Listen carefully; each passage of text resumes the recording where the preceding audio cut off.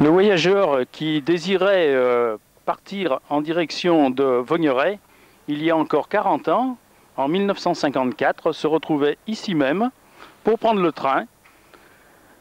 C'était la gare d'arrivée. Le train longeait ensuite ce mur en pierre qui existe toujours. Il passait devant le dépôt du Maroc, qui était un peu plus au fond, avant de se diriger vers Tassin-la-Demi-Lune.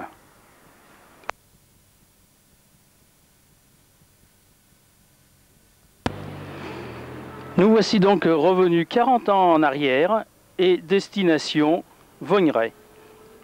Notre petit train quitte donc la gare de Saint-Just. Nous entendons les aiguilles sous les bogies des wagons et nous passons devant l'ancien dépôt du Maroc, direction Tassin-la-Demi-Lune. Donc nous retrouvons la ligne qui suivait la route pour franchir l'avenue Barthélemy-Buillet par un pont qui se trouvait ici.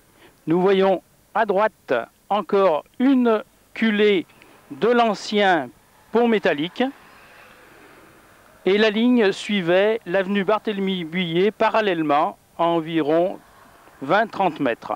Nous allons essayer de retrouver quelques vestiges.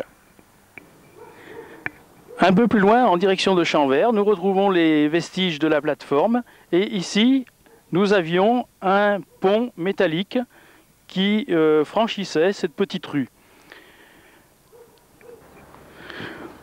Voilà, nous avons accédé à la plateforme, à l'ancienne plateforme. Et afin d'éviter tout risque d'accident, une sorte de tampon a été faite avec des anciennes rails récupérées sur place. Il est toujours en place ici, pour protéger le vide.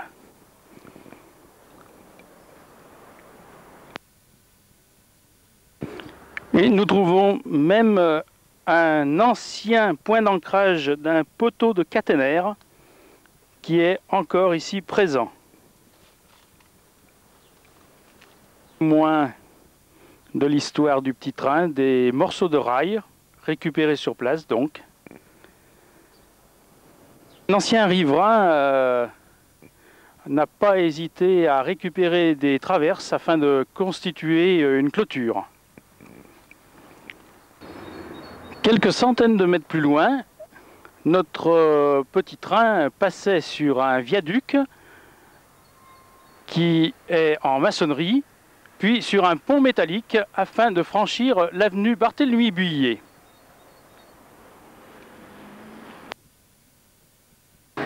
Une autre vue du viaduc métallique qui franchissait l'avenue Barthélemy-Buillet et en direction de Tassin-la-Demi-Lune, la plateforme a été convertie en itinéraire piéton.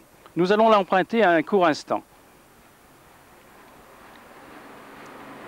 Nous voici sur la plateforme qui est presque restée intacte. Seuls les rails manquent. Voici la direction de Tassin-la-Demi-Lune, un site champêtre en plein bois dans le quartier de Champvert.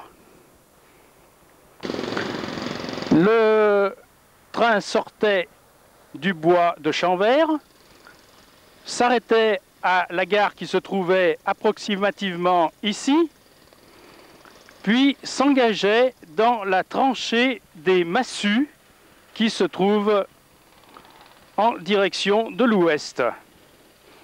Nous retrouvons la tranchée intacte aujourd'hui, tranchée assez profonde, suivie par un tunnel que nous allons découvrir. Nous arrivons au tunnel des Massues qui était un des points forts de la ligne puisqu'il permettait de relier le versant de Champvert à celui de Tassin-la-Demi-Lune. Nous découvrons plusieurs vestiges, notamment à gauche des rails qui sont plantés dans la terre et contre les murs du tunnel des supports de fil électrique. gros plan sur un support de la caténaire qui est toujours à la voûte du tunnel.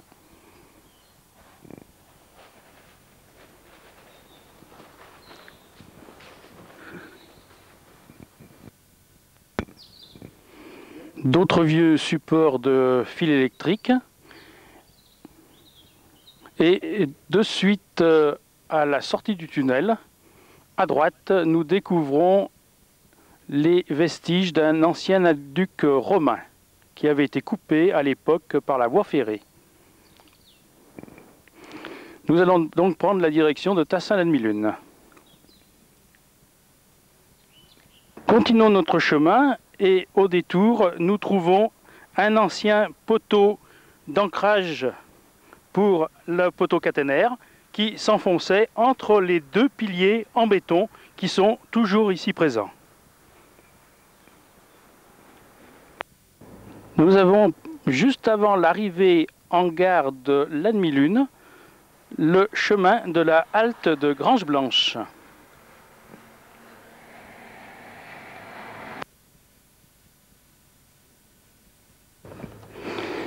Et nous arrivions à Tassin-la-Demi-Lune, à 50 mètres de l'horloge, sur un talus. La halte était approximativement à cet emplacement et ensuite le train se dirigeait sur le viaduc magnifiquement conservé que nous voyons au fond.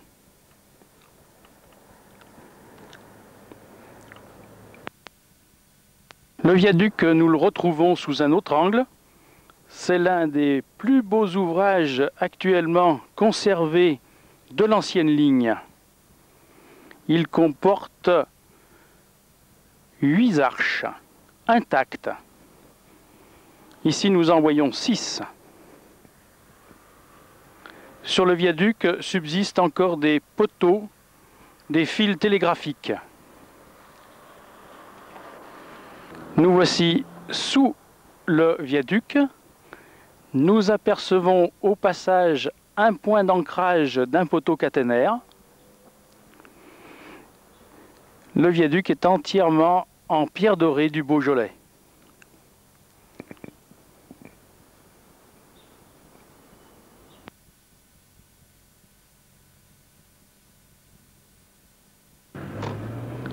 Puis c'était l'arrivée en gare de la Demi-Lune. La Demi-Lune où la gare existe toujours sur le côté gauche, nous l'apercevons. Nous allons aller nous garer place de la gare. Voilà, Demi-Lune.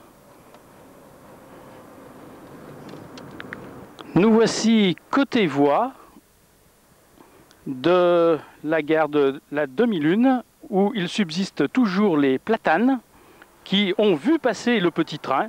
Cette gare était très importante, notamment au point de vue marchandises, car elle commandait l'embranchement qui reliait la Demi-Lune à Tassin, gare PLM.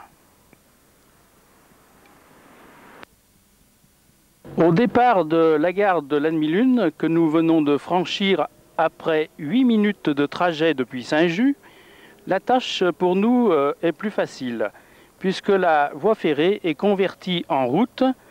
C'est l'actuelle avenue de Lauterbourg, à Tassin-la-Demi-Lune, suivie de l'avenue de la Constellation. Voici l'avenue de Lauterbourg à Tassin.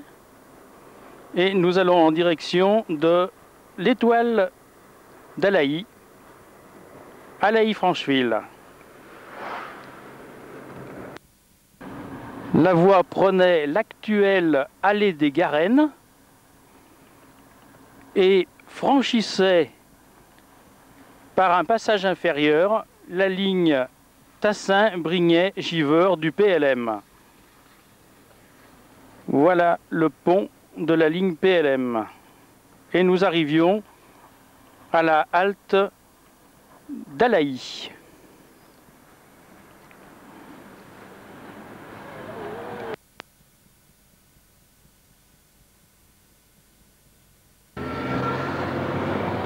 La gare d'Alaï, ou plutôt la halte d'Alaï, se trouvait exactement ici à droite. Et ensuite, nous prenons toujours la plateforme transformée en route pour arriver en gare d'Alaï-Francheville. La maison au grand toit pointu est toujours là, témoin du passé, et nous la voyons sur de nombreuses photos. Nous allons nous garer à l'emplacement de la gare d'Alaï-Francheville.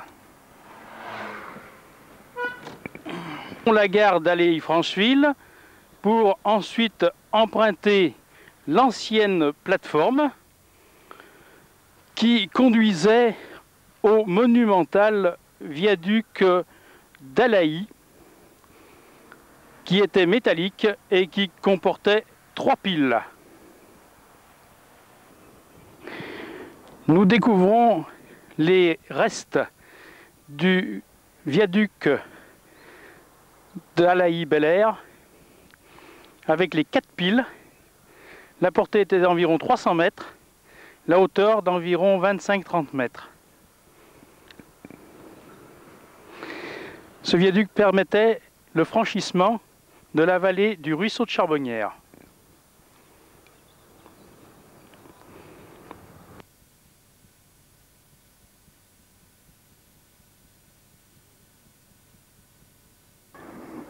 Eh bien voici une chose un peu inattendue, un coupon de rail qui a été oublié là certainement par les démolisseurs de la ligne en 1955. Après avoir franchi le viaduc métallique d'Alaï, nous arrivions à Bel-Air en franchissant le chemin de Cachenois par un pont en pierre qui est visible de nos jours. Voici également la plateforme. Ici, sur le viaduc de Cachenois, le pont de Cachenois, où le parapet existe toujours en bon état de ce côté de la rue. Et nous allons maintenant aller en direction de la tranchée de Bel-Air.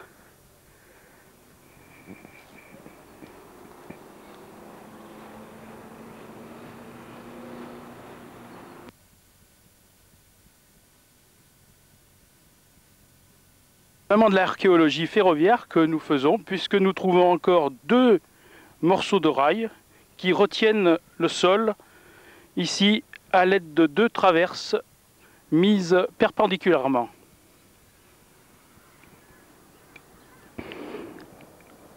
L'arrivée se faisait depuis Alaï par un talus. Ensuite, nous avions une sorte de passage à niveau, chemin du bois. Et ensuite, c'était la tranchée de Bel-Air, qui est très profonde et qui aujourd'hui est une véritable forêt vierge, impénétrable. Sortons de la tranchée de Bel-Air pour se retrouver dans la vallée de l'Iseron, la rivière l'Iseron, qui coule en dessous de la voie ferrée. La plateforme en direction de Craponne. Craponne, nous allons nous rendre ensuite. Et sous mes pieds, on peut fouler encore actuellement quelques pierres du ballast qui restent. Il y en a très peu. Autre vestige de la ligne, un trou d'ancrage d'un poteau de caténaire. Dans la tranchée de Bel-Air, nous avons énormément de vestiges. Il y a également des traverses de récupération qui servent de clôture. Un peu plus loin, nous trouvons une magnifique enfilade de rails plantés dans le sol, qui était là certainement pour soutenir la terre de la plateforme où nous marchons actuellement.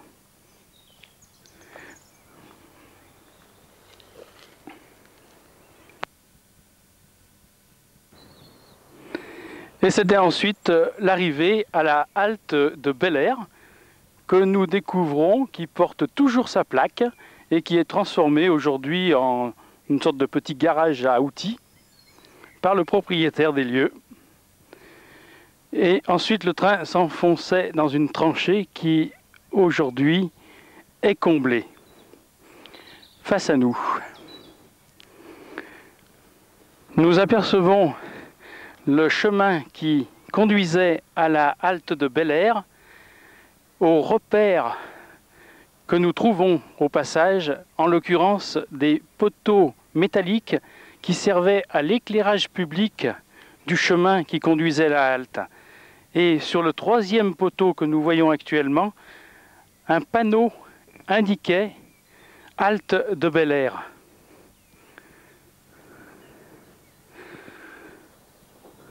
Ces poteaux étaient métalliques de type tramway. Le premier poteau à l'entrée du chemin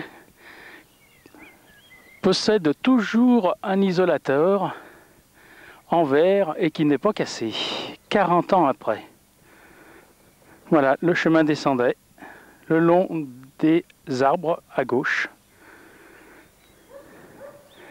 Nous arrivions ensuite à la halte de la Patelière après 17 minutes de trajet depuis l'origine de la ligne Saint-Just.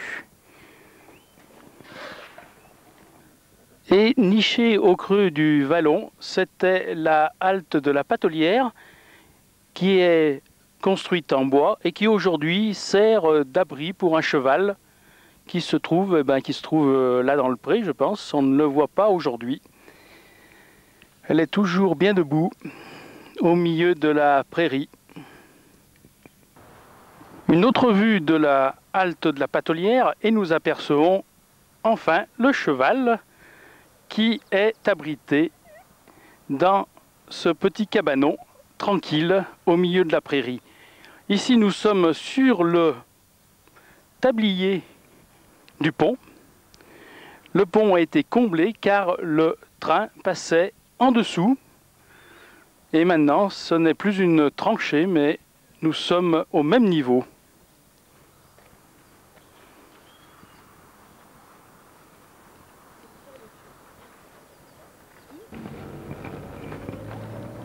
Voici la plateforme retrouvée que nous sommes en train de transformer en route et nous allons arriver à la halte de la Tourette, Craponne-la-Tourette. Voilà, la plateforme sert actuellement de piste pour les personnes qui veulent faire du jogging. Ils sont tranquilles.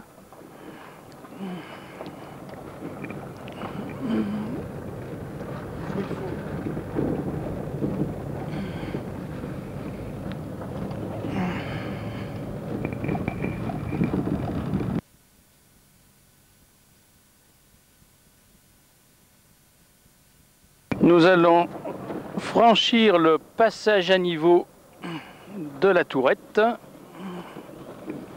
Attention. Voilà.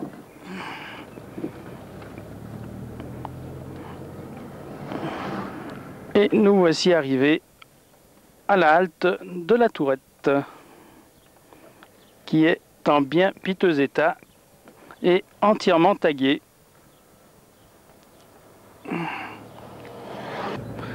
Poursuivons la remontée sur Craponne. Les choses sont plus faciles pour nous car ici la voie a été entièrement transformée en route jusqu'à la sortie de Craponne. Ici le train était non pas à ce niveau mais passait sur un talus afin de franchir la route qui conduit à Brinda. Le talus a été supprimé. Le train arrivait de Saint-Just par le fond et arrivait en gare de Craponne, qui se trouvait à droite des arbres que nous voyons au milieu. Plusieurs arbres sont ici pour témoigner de la présence de la gare qui a été démolie Au fond, nous avions une halte à marchandises également. Il y avait un puits et il y avait un faisceau de voies qui se trouvait au milieu de la route actuelle. C'était le départ pour Vogneret. Le train franchissait le passage à niveau sur l'avenue de la Gare à l'époque, aujourd'hui rebaptisée avenue Bergeron, et empruntait l'actuelle rue Centrale.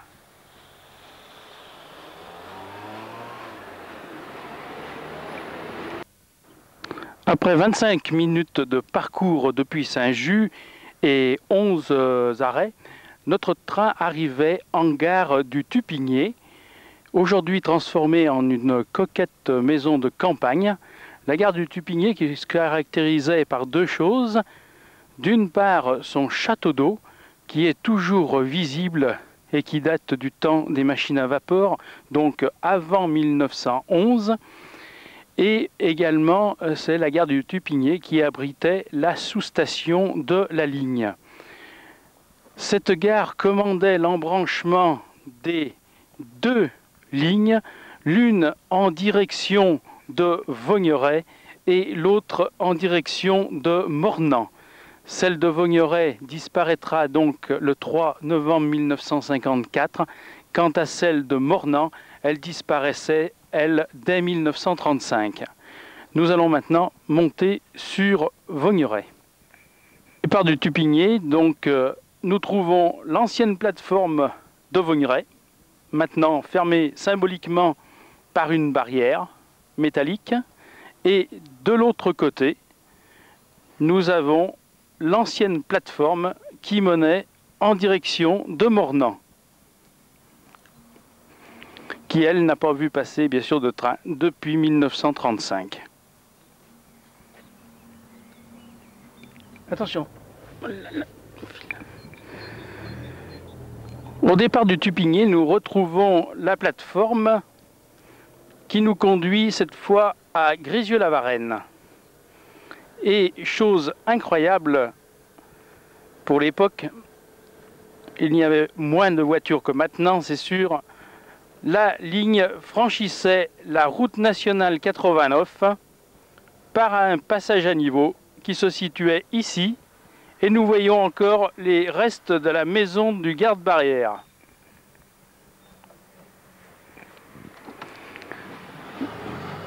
Donc maintenant, direction Grézieux-la-Varenne. Et voici Grézieux-la-Varenne, où nous allons arriver à la gare dans quelques instants.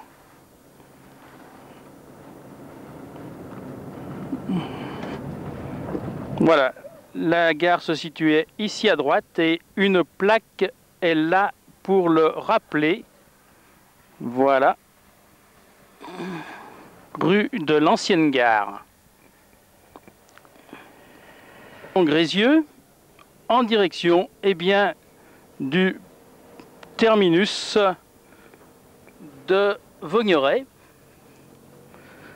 Et maintenant, nous allons voir le viaduc de Chanconche qui se trouve à environ 100 mètres d'ici. Nous avons une plaque qui indique « Allée du viaduc ». Le viaduc que nous apercevons dans la végétation, nous apercevons une arche. Nous allons essayer d'aller le filmer d'un peu plus près. Si vous voulez bien me suivre. Nous foulons le ballast de l'ancienne ligne et nous arrivons sur le viaduc de Chanconche, perdu au milieu de la campagne. Viaduc qui est très bien restauré, qui a été restauré par le Conseil général du Rhône d'ailleurs, il y a quelques années. La balustrade a été refaite. Voilà le viaduc par en dessous, qui comportait 3 arches. On peut le voir. On aperçoit encore un poteau d'ancrage de la caténaire. Donc nous voici en bas du viaduc de Chanconche, qui est magnifiquement entretenu.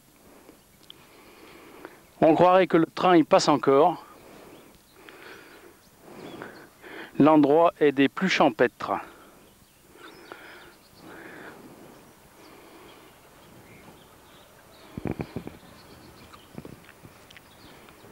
Dans le fond, nous avons le clocher de Grézieux-la-Varenne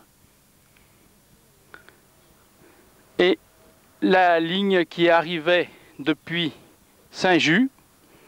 Et voici de nouveau le viaduc pris sous un autre angle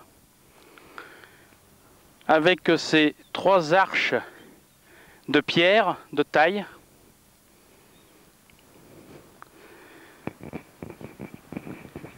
Nous allons maintenant nous rendre à la Maison Blanche, qui était le terminus intermédiaire de la ligne avant d'arriver au village de Vaugneray. 40 minutes de trajet, nous arrivions au terminus intermédiaire de la Maison Blanche, qui possédait un immense triage qui était situé le long de ce mur. Ensuite, la motrice manage s'arrêtait ici. Elle laissait ses remorques et ensuite notre train d'intérêt local prenait la forme d'un tramway semi-urbain pour monter le long de la route qui conduit au village de Vaugneray. La motrice montait en solo. Voici donc la gare de la Maison Blanche. La Maison Blanche était également le point de départ durant de nombreuses années des diligences qui reliaient Vaugneray à Izeron.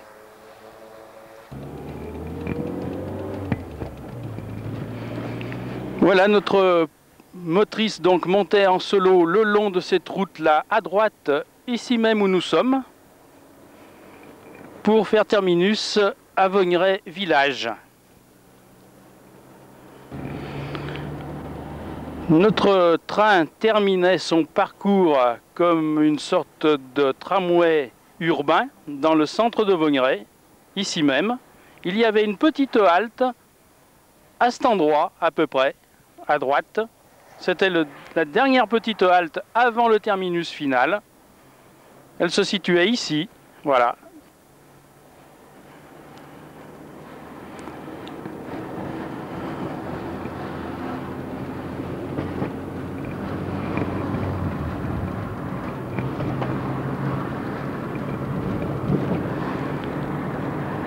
Voilà le clocher de Vaugneray que nous apercevons. Et la motrice manage arrivait ici, voilà, à cet emplacement même, il y a 40 ans encore. Voilà, c'était le terminus depuis Saint-Just après 48 minutes de parcours. Voici donc le bus qui a remplacé notre petit train aujourd'hui, la ligne 73, qui après avoir été la ligne 37 qui remplaçait, ironie du sort, c'est la 73 aujourd'hui. Le car met péniblement 1 heure maintenant pour venir de Lyon dans les embouteillages. Voilà, c'est la fin de notre première partie sur les chemins de fer de l'Ouest lyonnais. Merci de votre attention.